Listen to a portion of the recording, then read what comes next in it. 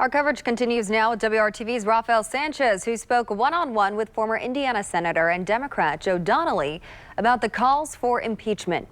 Is this the right time to have an impeachment hearing?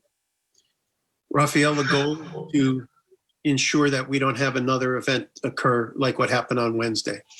The goal is to make sure that, our nuclear arsenal is not affected in any way in the next 12 to 13 days. And so if none of these steps move forward, but we're able to contain the behavior of the president, that's just as good a result. You have called on Vice President Pence to invoke the 25th. There doesn't seem to be an appetite for the vice president to do that. So what's next? And I understand that. I understand what the vice president is thinking. I can't be certain what's next. I do believe that next week, impeachment proceedings will begin. Current Indiana Senator Mike Braun did drop his objection to the presidential electors. What do you make of his decision? He knows what he did.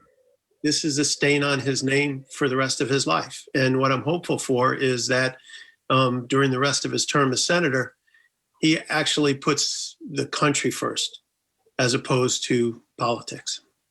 What do you make of it all, as you've had time now to let those images marinate and had time to think about what you've seen?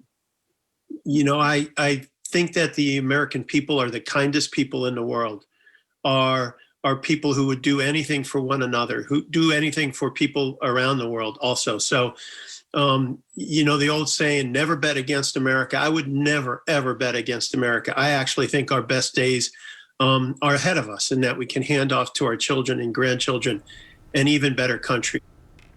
Donnelly served one term as senator. He ran for re-election in 2018 and was defeated by Mike Braun. Donnelly is an adjunct professor at the University of Notre Dame, but is not currently teaching.